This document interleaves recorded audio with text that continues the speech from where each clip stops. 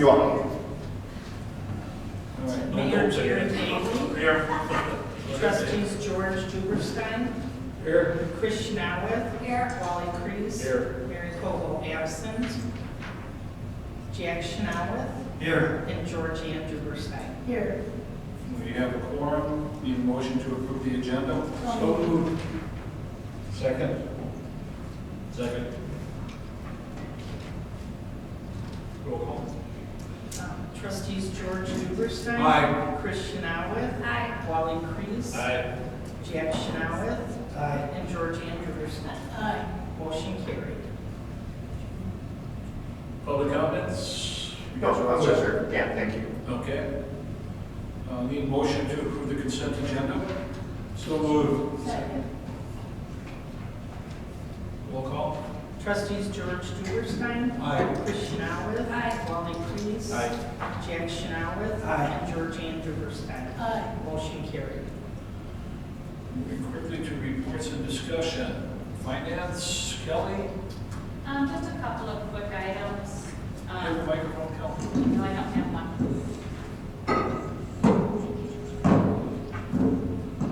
Okay, everyone should have received their W-2s. I put them in your mailbox. We got them from ADP. The 1099s I've processed. You're busy. Not too close? Comment. How's that? Can you hear me? Okay. 1099s have been processed and mailed out to the parties. And then, I think that's it. Working on the budget. I received all the budget requests, so I'm hoping to get a good draft in the next few weeks. Okay, which one? Thank you. Thank you. Public Works, Mr. Crease. Okay, I'm just going to read Tim's report because it pretty much sums up what we were doing. There was some record low temperatures over the Christmas and New Year's. We had 3 reports of lines freezing. 2 were minor and easily resolved, and the big one at 600 block of Holiday Lane, the main line in the first unit froze and burst, resulting in loss of water to all 6 units. The issue was resolved after 14 hours, that's after the first report. Out of the 6 units, we received 2 calls, one at midnight and the other approximately 9:30 in the morning. For any knowledge, for my knowledge, it was a routine, normal fix. I gotta get this thing better. With no other issues. Okay. Adam, Wally, and I have been working closely on fine-tuning our maintenance schedule and monitoring program, Maintain X. Okay. Adam has added equipment and devices that were still missing from our village properties. In addition, he entered the product information of each device for each of our part requisitions. Most of the village vendors have been added as well. What we did is we just kind of looked over it and stuff like that and said, okay, what information do we want to put in here? And I said, let's just use it as a data log because for everything that we have. And I noticed, the vendors were missing and a few or 3 other things. So that, and also if there's anything that was unique in reporting of, how would you say, of a repair that they need, and put that in there so that we can go back to that site or whatever and refresh our memories later on or somebody else can. Okay, and he's going to Just to remind the board, you may recall, we bought the software within the last year to kind of replace the paper records that some previous supervisors kept, some did not, so we can have long-term preventative maintenance program in place for whoever works over there or whoever sits here. All right, Wally, thank you. Okay, and he's been working on the budget, and he's pretty close to getting it finalized, and that's about it. And we're fixing up the shop equipment inside the shop for the next coming season. So that's my report. Thank you, sir. Community events, George. Okay, I have several items. First, at long last, the emergency operation plan is finished, and it will go out for comment and concurrence to the various participants this week. And that will include a copy that for their information and whatever for the the board members and the staff as well. Deadline will be the end of February, and when I get whatever comments and concurrences we get back, I'll marry them into the plan as appropriate and then send it to the Lake County Emergency Management Association, or plan, Organization. Emergency Management at Lake County for their approval. So after long last, I think that's a major milestone. Yeah, Major. Colonel. Say again? Colonel. All right. With regard to the recycle and shredding event that we had scheduled for the 17th of June, I've already contacted one of the food trucks that did last year, see if they would be available then as well. Haven't gotten back to them yet. On the Civil War event, I've sent out an email to all of the participants to make sure they're going to participate again this year. And as a new thing for this year, we have a reenactor who will do Harriet Tubman, which we haven't had before, so that should be interesting. We've also contacted another food truck who was involved last year, even though they didn't make it because they had a problem with their vehicles. So we'll see how they will be available this year. I did contact the Masonic Lodge, who is our previous food vendor, and they're going to be it again this year. And I indicated to them that they need to contact Kathy or you to make sure that they have all the paperwork that they did. So you should hopefully be expecting a call from them shortly.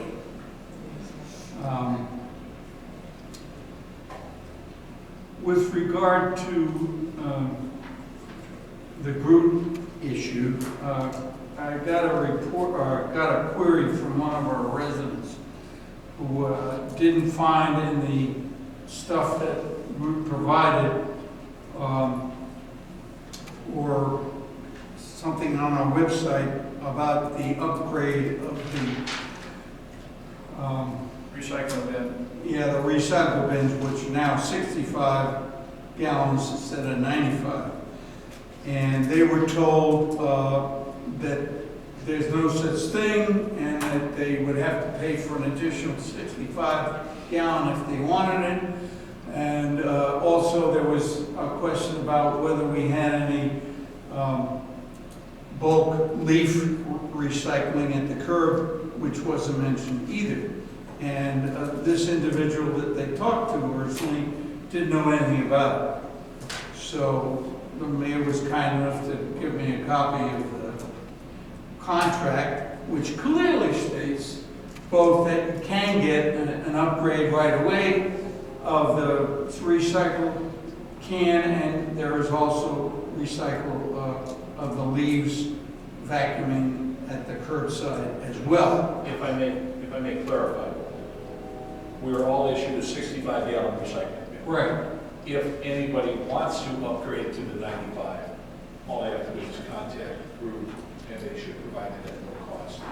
Yes. Well, that happened after I told the individual what the situation was, and they were told, no, you can only get that upgrade once time in 2024. Now, it is in the contract that that's a capability, but it also says in the contract, as you well know, that you can request upgrade right now. Well, this individual did so and was told by the individual that, first of all, that wasn't available, and then secondly, they decided, well, we'll give it to you as a courtesy. That's not what the contract says. So bottom line is, I think you need, I would request. You got a copy of the email I sent?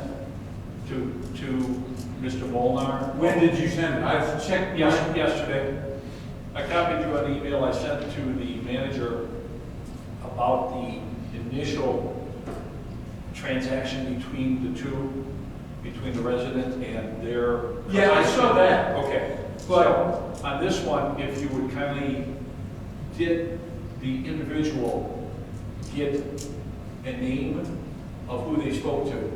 Yeah, she mentioned the name. I can, Will you ask Linda what that person's name is, so I can then relay it? yeah. So he can, Because, I mean, this is not a big deal. no, it isn't. It's It isn't a big transition deal. thing. But my concern is that if she had a problem with it, other people calling again, especially if this individual said they're only doing it for her as a courtesy. It won't be a courtesy, you know, you saw, I gave you a contract and I know you read it. No, I know, I understand it, but that's, I'm sorry. If anybody complains about it, or if you're aware of anybody, send them to me, it'll get done. Okay, well, I And just if you thought, can get the name of that customer service Yeah. individual, I can get that rectified also. Okay? thank you. More than welcome.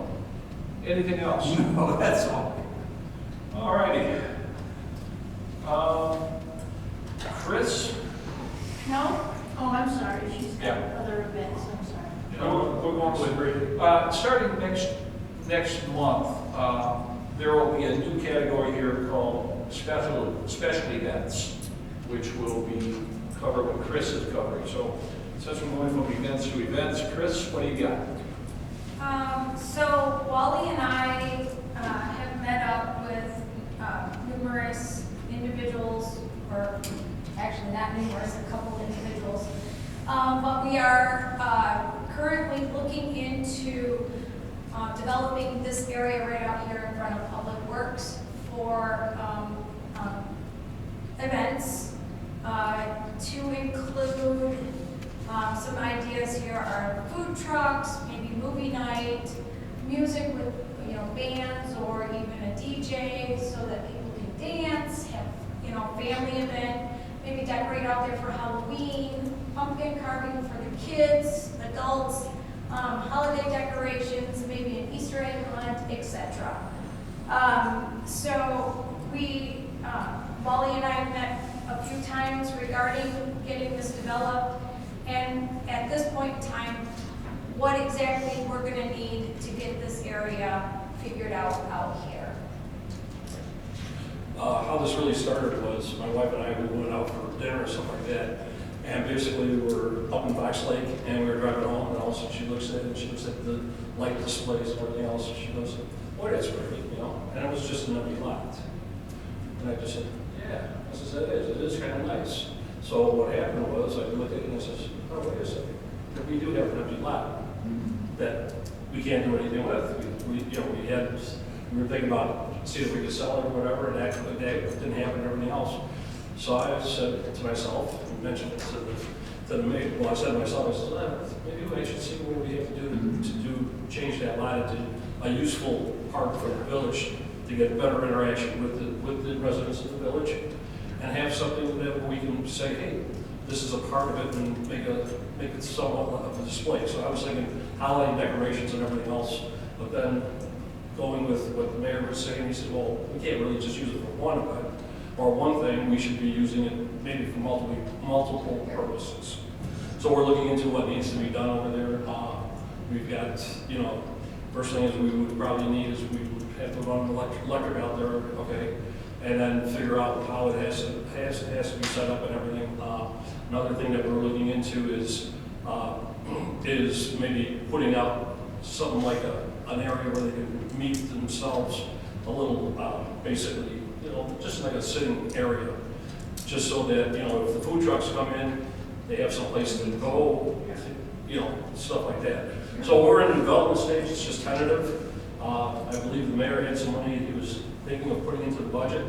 If it's approved, we can work on it, use that money for the funds and for the events for this year.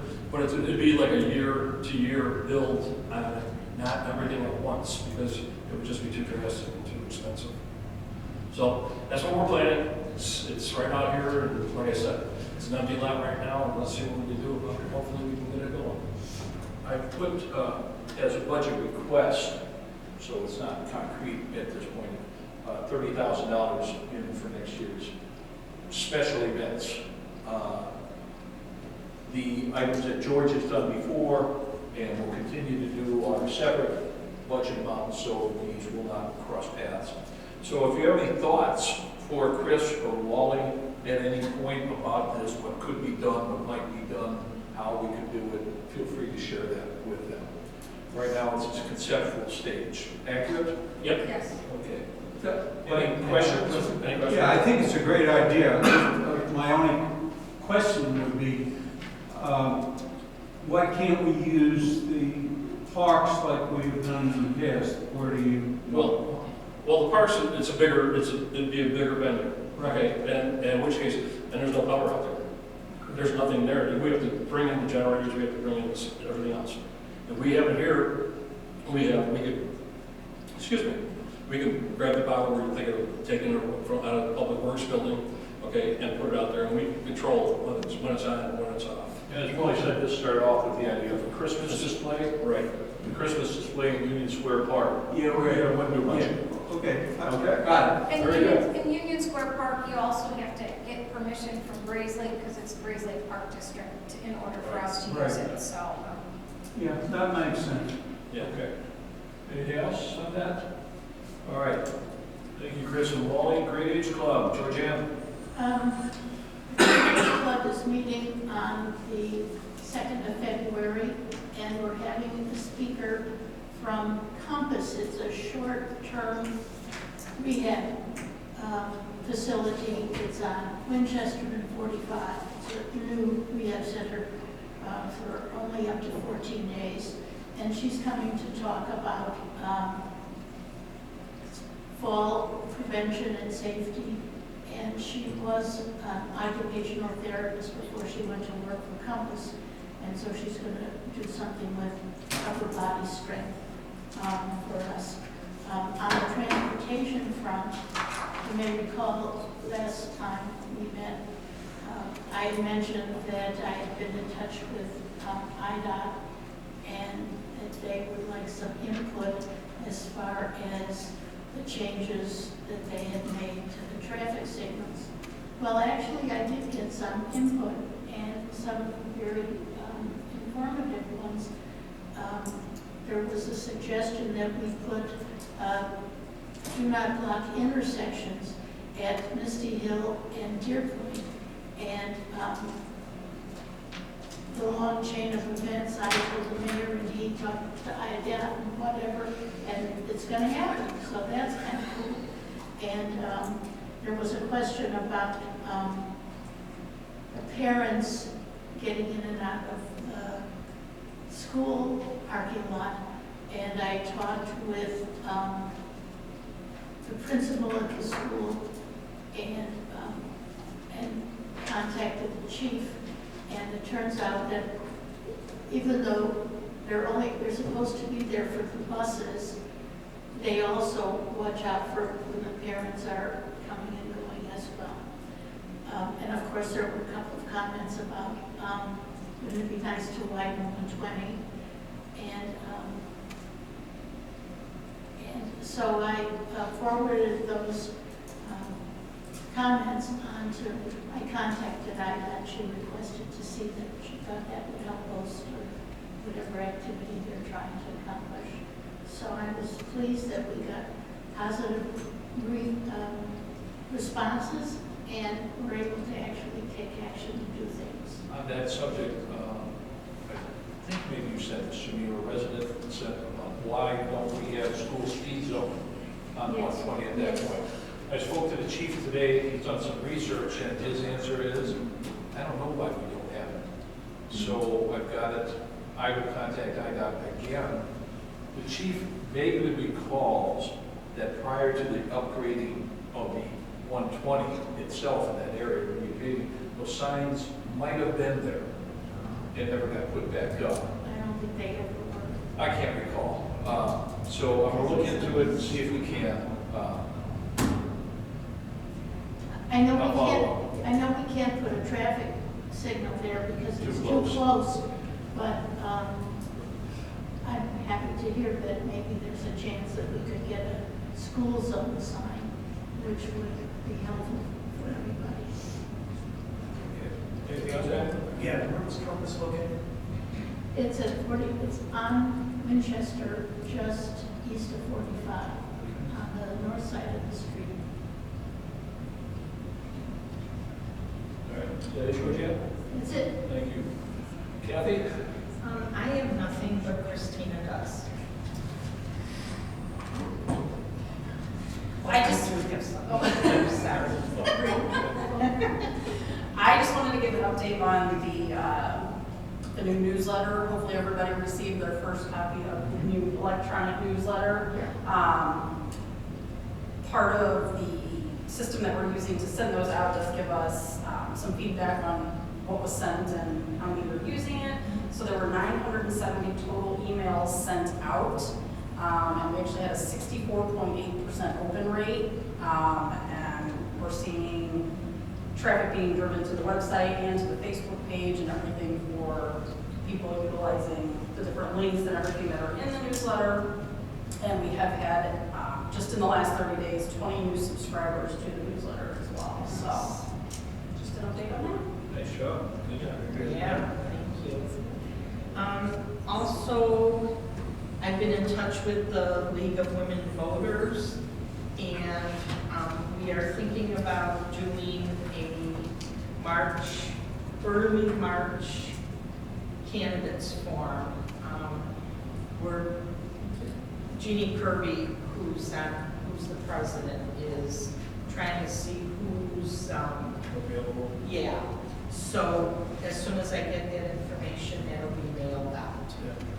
When does early voting start? I think it's the 20th of March. The 19th. No, I've got the 20th. Oh, it's the 19th is Sunday. It is Sunday, so it is the 20th. Yeah, Okay. that's it. All right, thank you. My report, we have a couple things to discuss. I sent an email out to all of you concerning, starting with the concern that was you responded to me with about borrowing for well 4. And a number of the comments dealt with or concern was why don't we spend some of the reserve? Since Wally lives across the street and we bump into each other on the road frequently, we started kicking around some ideas, and I included this in your email to you, which I sent on the 14th. Came up with a thought for discussion of whether or not we should set a minimum balance for the water reserve account, or reserve account, minimum that we should maintain. And right now, the projected balance for the end of this fiscal year, so it would be April 31st or April 30th, excuse me, would be $611,000. That's projected. If there's an emergency between now and then, somebody runs over a hydrant again, that amount is going to be diminished. Any other emergency comes up in the water tank falls over. Certainly that would tap that money. That's what's available right now? Projected Okay. end of this fiscal year, $611,000. Now, that money carries over into the following year.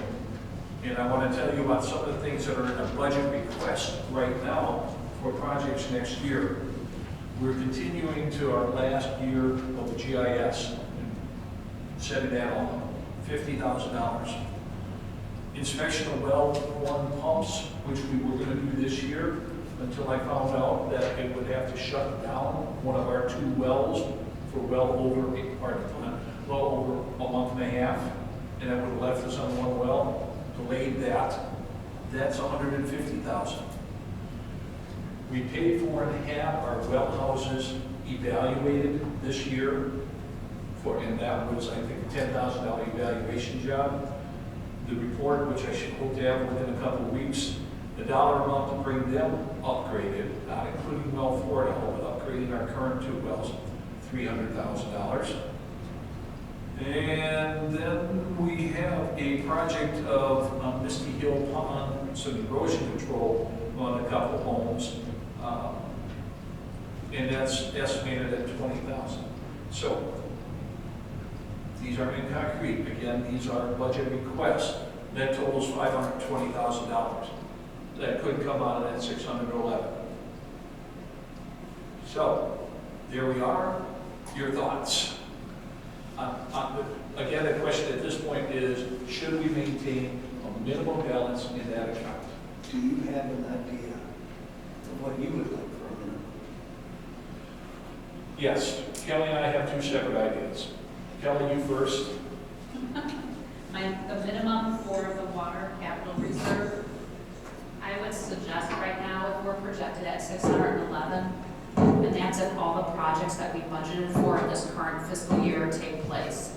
Most of that, probably 300,000 of that, roughly 350, is going for the lift station improvement. If you recall, that's over $1 million project. We're depleting our American funds grant money that we received to fix that. That was about $480,000, and then we cashed in one of the water CDs for $250,000 to put towards that. So we used other revenues that we had in there to go there. If we're looking at $611,000, not going through the proposed budget for the following fiscal year 24, I could see it dropping down to $300,000 for a minimum for those period of time, and then let it build back up, because after this fiscal year, next fiscal year, a lot of the infrastructure for the water side has been upgraded and looked at. So then we can start building up again and then taking care of. So I would say 3 to 4. On the infrastructure, yeah. And my thought is more in the $500,000 range, just because I'm hard to say, but in this case, I'm more conservative than Kelly. But that's why it's sitting here with you guys now, to see what you think.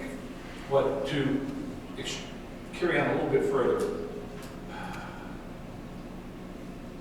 you heard me list things that are potential for next fiscal year, starting May 1. Jump out a year further, and the only big project I see that far out that it's left to do would be blacktopping the public works parking lot. And that's going to be $300,000 to $400,000 since it's in such bad shape. Infrastructure projects, non-emergency ones, will be done. Georgia? I just want to make myself understand that all those numbers that you were talking about were going to be out of the 23-24 budget after upcoming. Are any of those things that you could put off till the following year?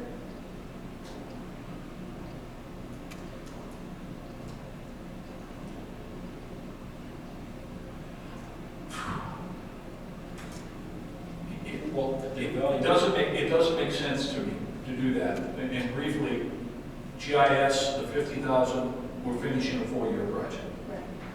The inspection of well pumps, we've already delayed that a year because it was going to be done this year, but I didn't want to shut down one of our 2 wells.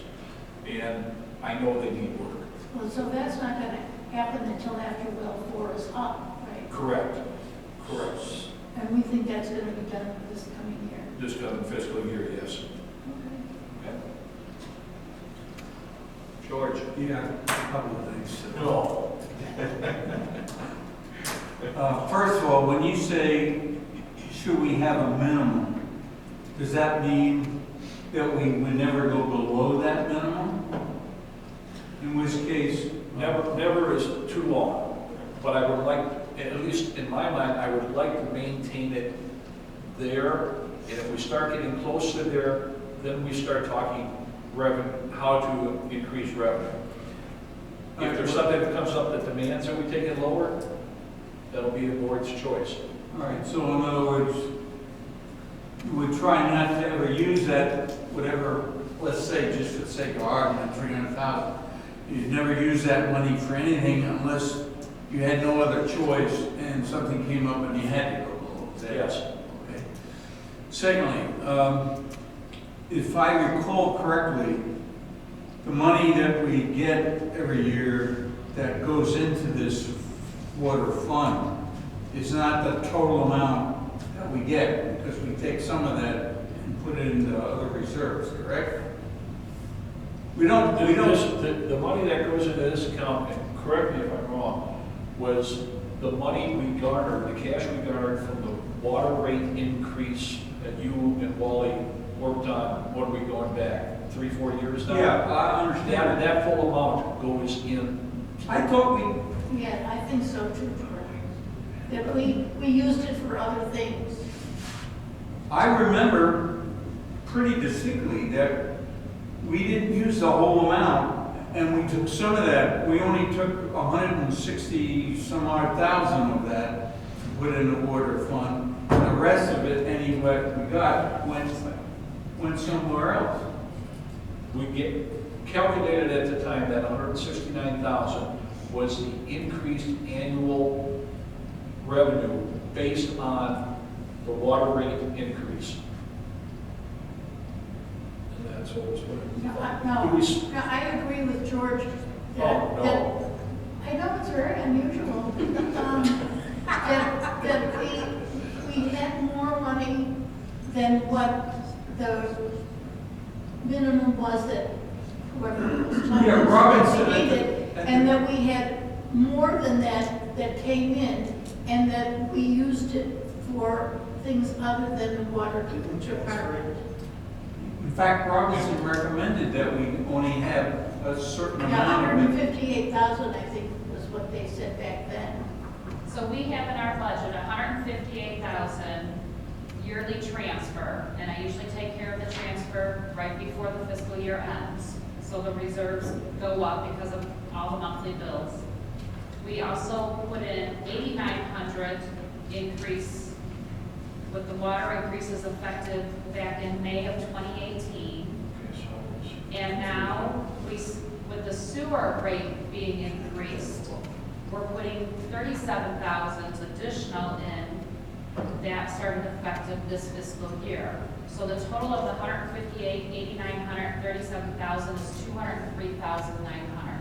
Where are we getting the money that you're putting in besides the 158? Is that all coming from All these are from the water, from what we the take utility in? bills. Because water is a restricted fund. Correct. Can only be spent on water infrastructure, sewer infrastructure. One of the places where we split revenue is we take a portion of the revenue from the cell towers and put it into the capital reserve fund, The the general capital reserve fund, not the water.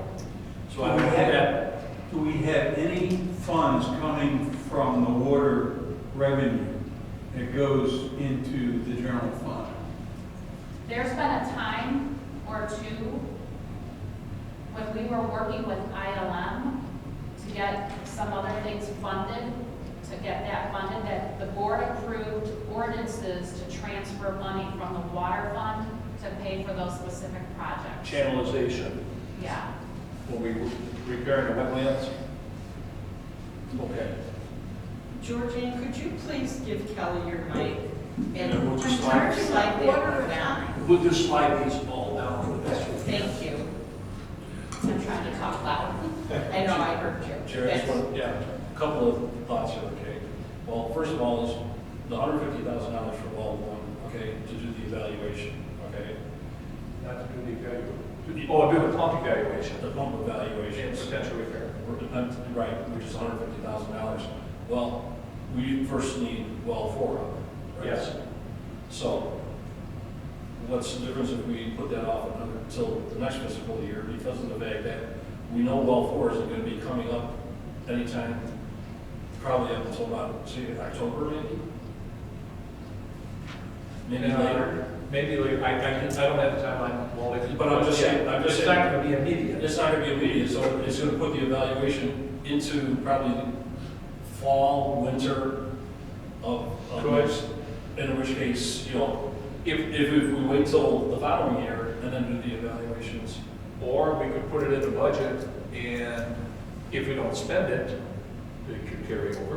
Okay, well, What's the but I'm just saying, this would, you know, it opens up where we could use a little bit more of our reserve for, not for the, or the funds for what we're talking about, Yeah. not borrowing money. In all honesty, until we get to the end of the fiscal year and we see how our balance, or get a better feel of budget requests for next year, which we have said for the last month will be towards the end of February, we're speculating. That's why what I'm trying to aim, it's not a bad question, not a bad thought. What I'm trying to aim this discussion on is, should we establish a minimum balance in the water reserve fund? I think so. Yes, we do. Yes, we do. Okay, So if that's the case, then we don't have all that money to use then for all these other projects. depends on what. Got to remember, this fund will grow with 138, 158,000 that goes into it. Not all will get expended this year. Until we get to the end of things, it's just hard to say what's really there. And yes, if we set a minimum, then all of this may not get done. It may become a moot point, George. Okay, Kel, just to reiterate, what do we actually get each year then with all the increases that go into this fund? Is it 150 something or 160, or is it 200 and whatever you said? So you're asking how much the bottom line revenue for the water fund Right. without making any transfers? No, with the transfer. I'm sorry, I'm not following you, Well, George. wait a minute, wait. When you say without transfers, The transfers, what I'm talking about is those monies that I mentioned earlier, that total $203,900. Those monies we get from utility bills. Those funds, I make a transfer to put it into our water sewer capital reserve for. all right, well, so without transfers, as you indicated, what money are we talking about? Is there any other money that goes into that account? Into the water sewer capital? Yes, No. All right, so it's just that whatever we get, we put in. so that figure then is what, 200 and some odd thousand How dollars? much do we Now get? it's $203,900. This is the first year because Okay. The sewer that's got fine. So increased. we're talking over 200, we're not talking 160 or whatever. not anymore, no, 203,000. That's fine. Now, when you're saying the 300,000 or whatever, that's coming out of the 6 that's there now.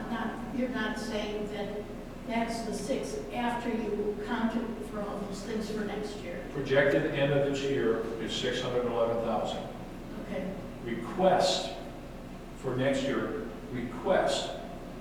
I'm up to 520. None of that 520 has been approved by the board at this point. We haven't even seen those. Okay, I just want to make sure. And that's just budget requests from my side of water. I haven't even seen Public Works to see if there's anything that might come out of water. All right, so go ahead. Sorry, another question. The 600 and whatever thousand you said we're projected to have at the end of this fiscal year. Correct. Is that before or including The transfer? the transfer? Is that Including. before? That's including. the Right, right. What So- I've done is taken our balances at the beginning of the fiscal year, May 1st, 2022. I took our budget and put all the revenues and transfers and the expenses into this to get a bottom line. That bottom line is showing if we get all those revenues in each of those funds, all those expenses came out to how they are, that's what the bottom line can be. So you, It's hard to project if some of the projects for this water capital that we budgeted for are not gonna be completed by April, and that has to carry over, then that balance is probably gonna be higher, because we didn't spend it all yet, but then I gotta count for some of that to go in the next fiscal year. so you don't make these transfers then until the end of the fiscal year? is that It's correct? usually anywhere from February to March. Okay, So what do we have in the fund right now? In which fund? Water The capital water, reserve. the fund we've been talking about. The water.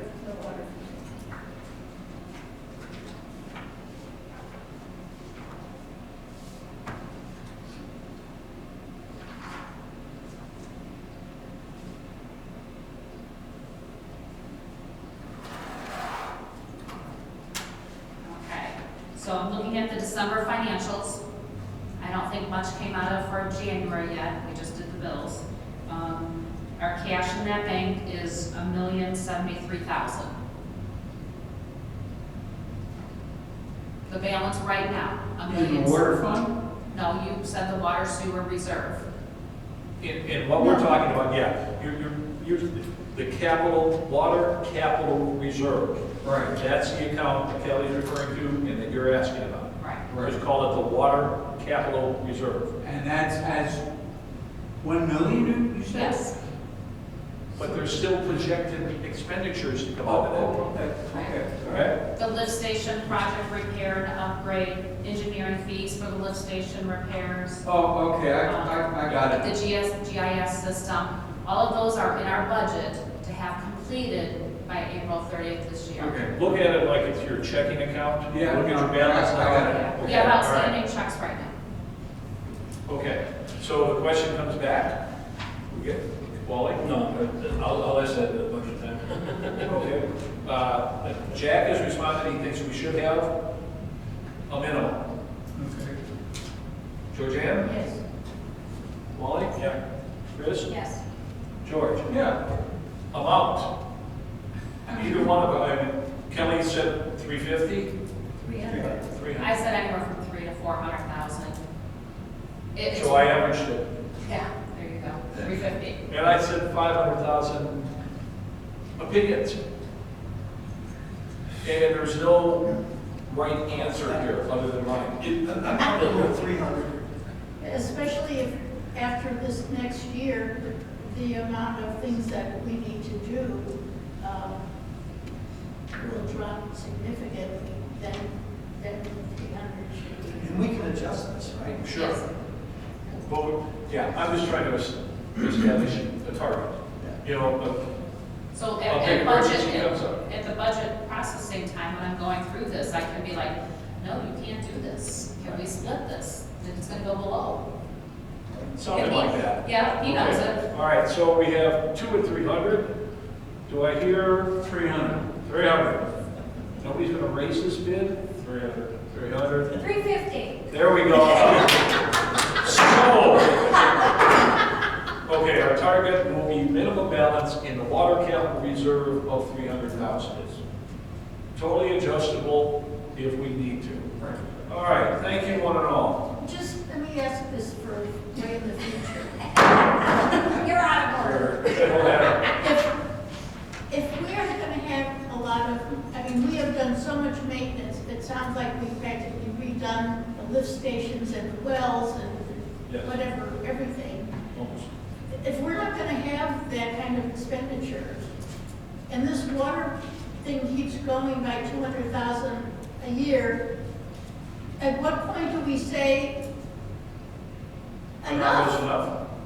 That either we Let's cut not get there. the, we either cut the amount for the residents, or we are able to somehow move it into another fund or something. I think Jack's answer is appropriate. So you want to say it for everybody, Jack? We'll let you know when we get there.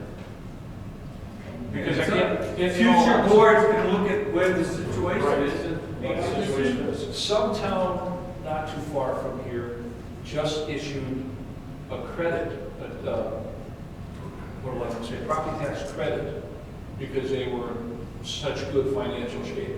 I'm not suggesting it at this point, but I can't help but coach you.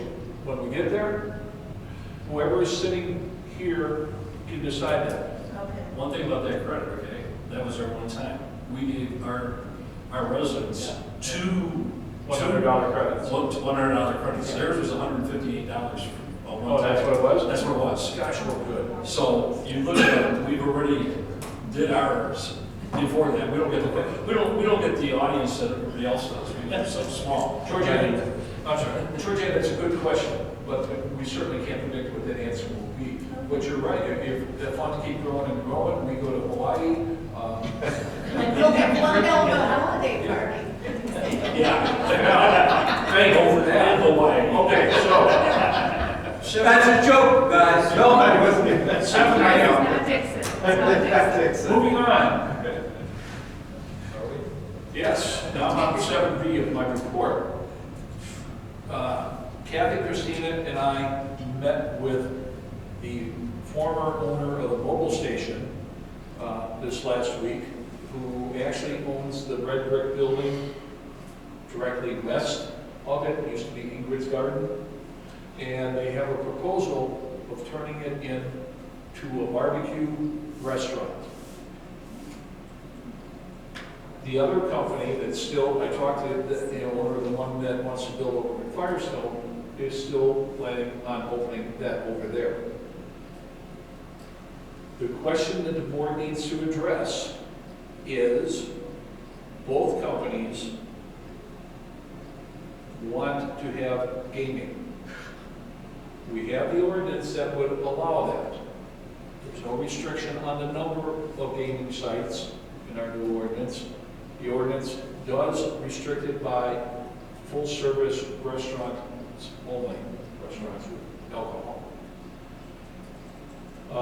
I have told both parties that there's no guarantee how the board's going to go, that they can stop it at one, stop it at none. Neither one of these places will come if gaming is not allowed. Because for them, that's where the income is. And there is income for the village off gaming sites. I can't remember the exact figure. I think it's 5%. 5%, what is 5%? They take the total amount that the machine takes in, minus their payout, and then that remainder is split. I think 25 goes to the state, 5% to the local municipality, and the rest goes to the owner, or something to that effect. Wally pointed out to me today that Thornton's at Washington and Hainesville Road went through a big remodel. They're going to have gaming there. Gaming has become, I talked to Scott Puma about the legality of this and our new ordinance. You know, can we give it to one and not the other? Yes, totally within our control. Can we give it to both? He said, yes, you can. And I said, Scott, not as a legal opinion, but as your personal opinion, what do you think about gambling coming to Hainesville? And the word he used was, it's become obsequious. It's everywhere. And once again, taking the words from his mouth, it hasn't turned into the big criminal venture that a lot of people were first worried about when gaming came to Illinois. That's my speech. What do you think? Plus you get 2,000, is it, how much do you get? $2,500 per machine Per machine, and there are allotted 6 machines. annually. When we talked about the mobile station having it before, They can't have it because they don't have a full service menu, sit-down restaurant. but they're asking for it. No. Thornton's. It's, No. okay. You said that the mobile wants to take over Ingrid's. No. The previous owner of Mobile, he no longer owns it, currently owns Ingrid's, that building. So it's not related to Not mobile at all. Totally separate venture. Because we were concerned about having somebody watch over it if they had moved it outside. But then it's a moot point since it's a different guy and a different thing. As I remember when we went through this issue before, one of our concerns was how these operations would be, how they would look, how schlocky they would be and so forth.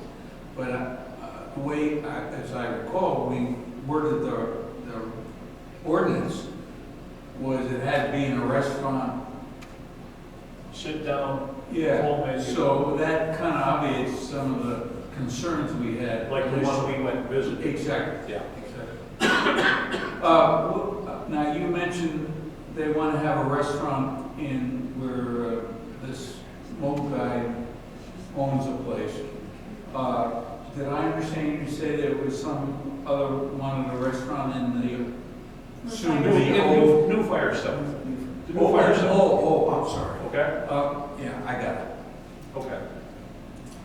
We don't have any idea what will happen to the old Firestone building yet? at this point. No. We went, I don't know if you went to, but we went to the Restaurant? restaurant in, I don't know, on Lake Grass Villa. Lake. Lake Villa. Yeah. Members of this. And, I mean, it was certainly nothing spectacular. I mean, it wasn't an atmosphere for a romantic dinner. I mean, it was really pretty, You little Here. devil, you. it was pretty bare minimum. But And the food? the food was okay. Barbecue Productions up in Third Lake over there, their setup with the gaming is very nicely done. It's right there in the bar area, but it's kind of sectioned off on its own. It has to be. Yeah, so, and I mean, food's good there. So This it's would very have- nicely done. This would have the capability of seating 50? 25, okay. Inside, 25. This is I think it's on available. 120. Pardon?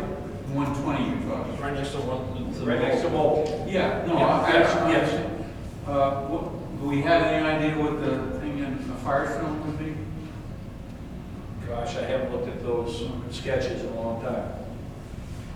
Excuse me, but I think it was more than that. This would be separate from the subway. Right? It's a different Oh, restaurant. yeah. Well, Subway is going on the end. It's another one. I told you that the last time we talked about the Firestone, that there's possibility of Little Caesars going there. That's out. They're no longer interested. Subway, and there is a physical therapy company looking at 2 of the open slots. If they fall into place, the whole building, new Firestone, would be complete, full. Do we have any With the idea? restaurant or without the restaurant? With. Do we have any idea when they'll complete at least the Firestone portion of the building? We kind of are going off here. Yeah, but Chris? real quick, Jack and I were in Firestone, and we, just to stop in there for tires on Jack's car.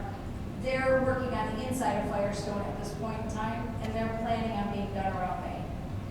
Okay, yeah, because they'll have to wait to get asphalt in, and that's not gonna happen until spring. Yeah. All right, so concept of 1, 2 gaming places. Because I'm gonna need to know here before too long. Well, my opinion on that would be, I mean, I go to different places, okay, you know, and it's not, they're not crowded, okay? They're all, and it's not where I'm gonna go to the place where they're gonna serve you a microwave dinner, but it's a restaurant, it's kind of, and they're all over the place, basically. And they're not packed, they're not crowded, nobody's rowdy, okay? From what I've seen in the places that I've been to. So if there's 2, I would say I wouldn't mind that. The thing is, so we have to look at also is that revenues are going to start being cut, you know, especially like motor fuel tax and all the other things that are going to be coming up later on because of the fact that the EVs are coming out and everything else. So those are the things that we have to look at, and how do we regenerate revenue? We're also losing revenue from the loss of the cell tower. Right, that's $36,000 that we won't get. Well, they pay us up to this coming November, and after that, gone. But as we put it in our ordinance, that it has to be within a restaurant, it has to be confined, it's not going to be, you know, just a bar and let's go. So basically, I think that was the best move that we probably did. Yeah, okay. 2 questions on the one in Ingrid's garden. Are they serving alcohol in there too? Yes, there will be a bar. I remember when you first were talking about the other place for Firestone, you said that you wanted to have the machines in the back, so people don't have to walk through the machines to get to dinner. State law is that you can't see it from the front, from the sidewalk. So that there have been no completed plans, but yes, my preference would be that it was farther back. We do not have control on that, other than making sure that they abide by state law, because it's not a special use permit. Okay. All right, so let's do consensus. At this point, we won't call it concrete. George? 2. 2. 2. 2. Excellent, thank you very much. I will share that with the potential developers so they can proceed. All right, moving on to business. Another good one. Concept of litigation for derelict house conditions. Talked about it at our last meeting. I attended that particular house, the one that I had to drive by on Christine, was issued a number of tickets. Christine, November was it? Yes. And the owners, anybody who receives a violation ticket, ordinance violation ticket, can take it to adjudication, which is once a month before a retired judge in Libertyville Village Hall, where they can plead with the judge, this isn't fair, it shouldn't be, the judge makes a decision. Adjudication for that house and one other house for the tickets issue was last Wednesday, and I attended it, and neither of the homeowners attended. So the tickets were upheld, and since they haven't made any efforts to move forward, I issued, or had the police issue, tickets at double the fee. But Hang on a second. There's no guarantee they'll pay. So, I looked at a different route. I talked to Scott Puma on the topic, and I talked to Mike Ellis, the Grace Lake Village manager. Right now, our contract with the police and with Grace Lake is that since they issued the tickets at our request, they receive all fines. I said, what if we alter the contract so that the fines are owed to the village of Hainesville? Therefore, we become the aggrieved. But then to satisfy the contract, we submit payment to the village of Grace Lake for services. Scott Puma said, on the surface, that looks fine. Mike Ellis said, if it works out that way, that's fine for them. Haven't done anything beyond that, other than that little bit of research. And the reason I was looking at us becoming the aggrieved is that we can choose to put a lien on the house. That's where I am right now. let me ask this, has the building inspector been out there?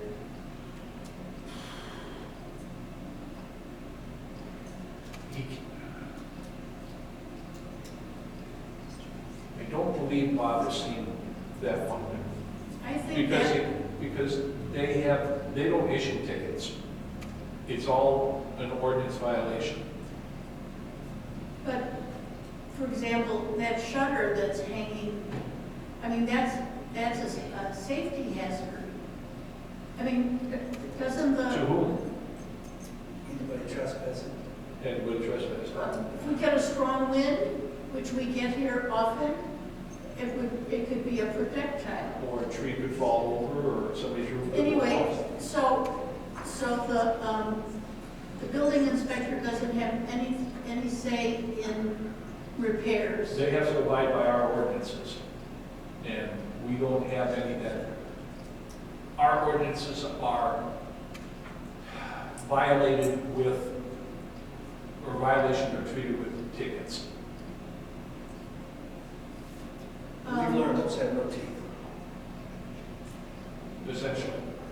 Looking at that place, now I didn't obviously walk up and look in there to see what their fence was like, but looking at the front, I don't know who you contacted, but it didn't look like there was much that couldn't be done with, just a little bit of work, a piece of siding being added and shutters being done. You were talking thousands of dollars. It is. It's $7,000 to replace your garage door. And the wood that's exposed is more than likely rotted. The fence looks like in the back, it looks like a Halloween pumpkin smile. It's atrocious. It's broken glass in the back, Jack.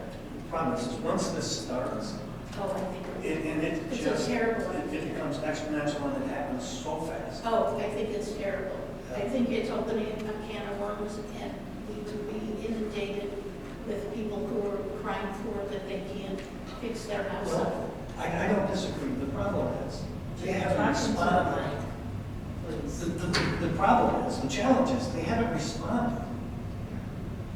Letters and phone calls to the resident have gotten no response. I thought about going over there, but in talking to Chief Bellini, he says, if you go over there, I'm going to send 2 officers with you because they have a history. There is a onus on them they've got to respond. If they're facing hardships and stuff, they need to let us know this. Because then maybe we could have, at some point, offered help. We know, the one thing that we collect with regularity is water fees. And that particular household has been, not in a while, but numerous times over the years, been on the late pay, and they've paid fines. Do we know if they've received aid from the various? I don't know if they're currently receiving aid, but they did receive aid to help pay their utility bill for us. Yeah, be it Catholic Charities or some other church or Avon Township. I understand that, maybe I'm wrong, but I understand they've taken several trips out of the country to go to their home. So if they can afford that, why can't they afford to? It's a rhetorical question. It is, and unfortunately, yeah. I mean, the 2 cars sitting out front aren't cheap. Well, if they get a ticket, isn't there some procedure where they can go before a judge and a judge can? That's what I just talked about, adjudication.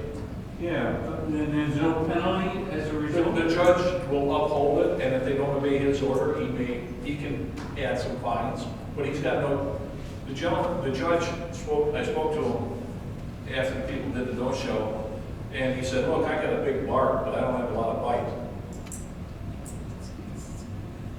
So I laid out to the board a couple months ago when Scott Puma had said how we could go to court, but it's gonna cost us. And And then what happens if we win? if we win, it's a court order that they pay. And if they don't, they can be held in contempt of court. Scott said it would be unusual for a judge to hold somebody in contempt over an ordinance violation. But it can be, that's one avenue to pursue. Here's my toughest question for you.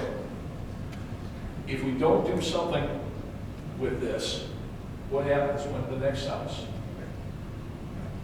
I got an email message from Aurelia today. Someone called after I left work, naming 2 houses entering off your point that they think this individual that reported thinks that they're violating ordinances. One happens to be the one we were discussing.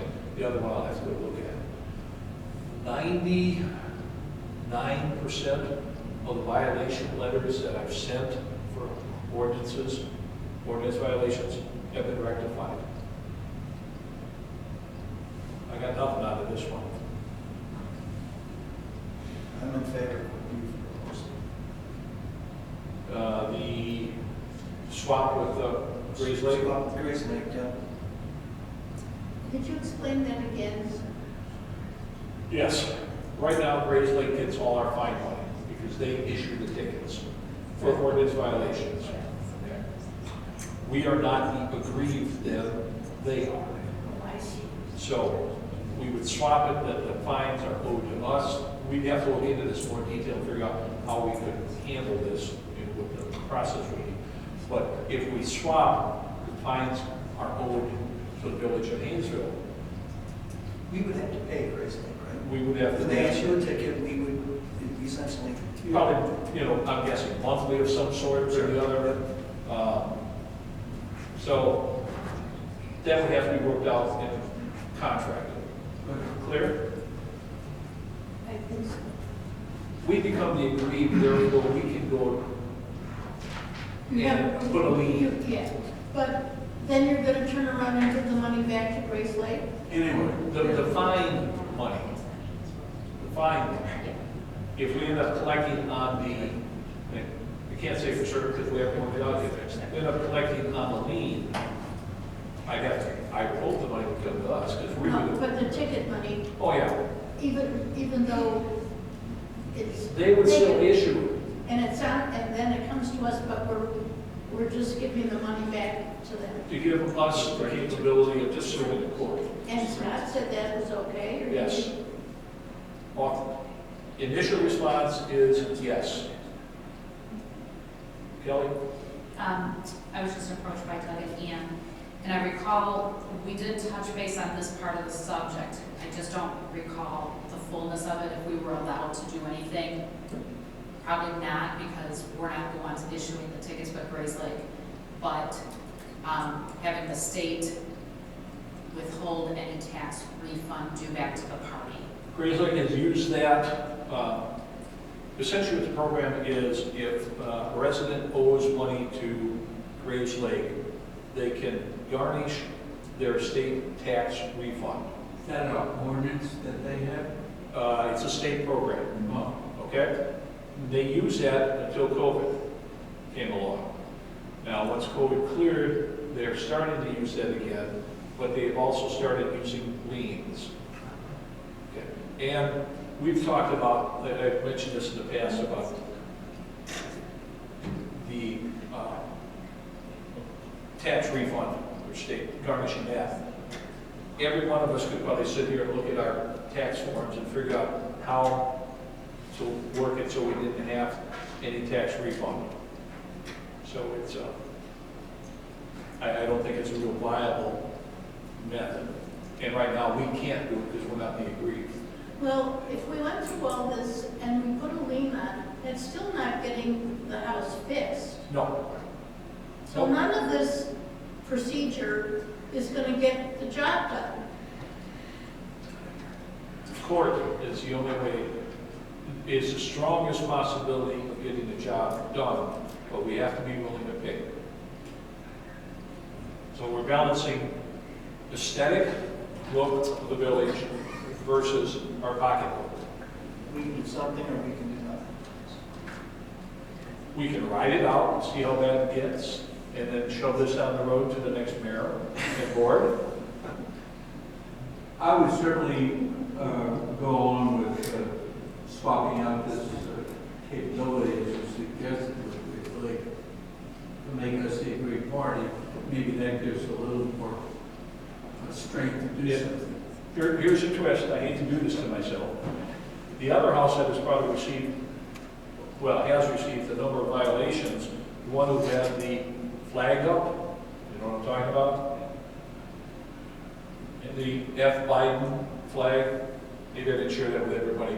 It's another house that's received a lot of tickets for general overall conditions. He's a renter. Put a lien on the owner, so it doesn't affect the renter. In this particular case, the owner, who is in Michigan, is pursuing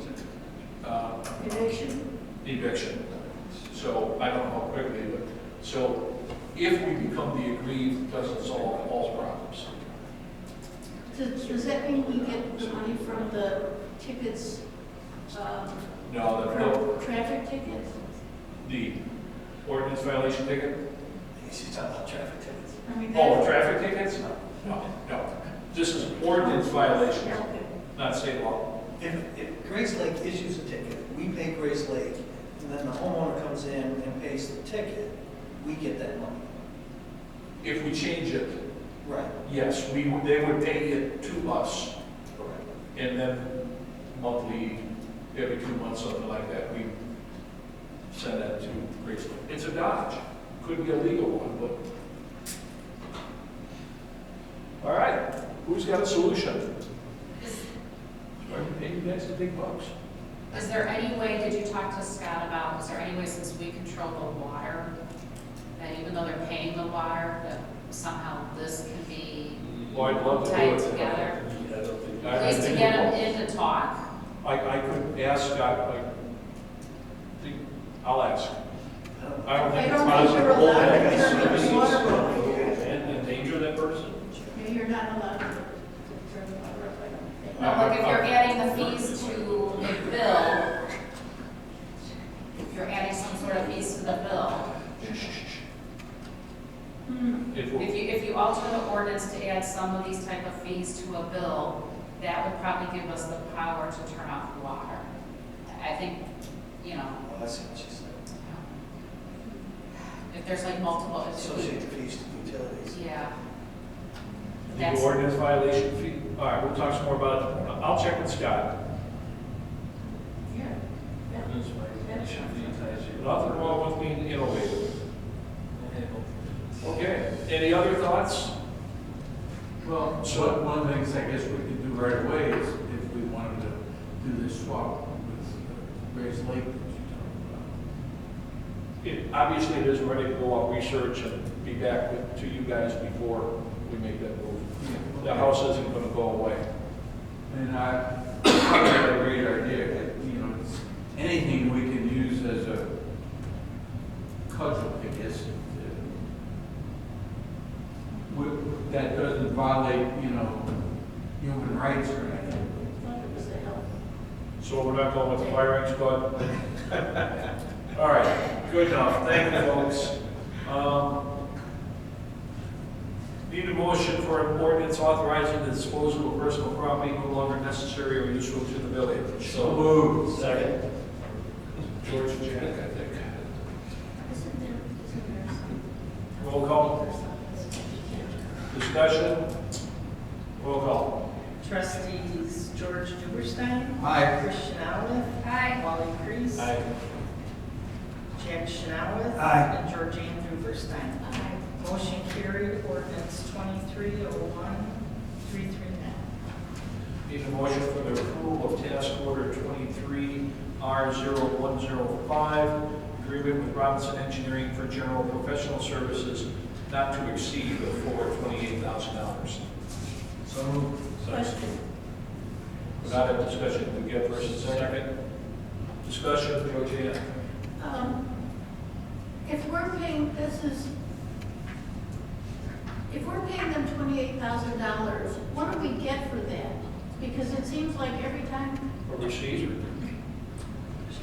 every time, What this- every month, we get thousands of dollars of bills from the engineering company. So I'm wondering, does this, the $28,000 apply to anything? This, yes, and it was, if, in your packet is the task order. This is to develop the engineering plans for the $380,000 worth of road work we're gonna do this coming summer. And that $380,000 is out of the state grant that we got.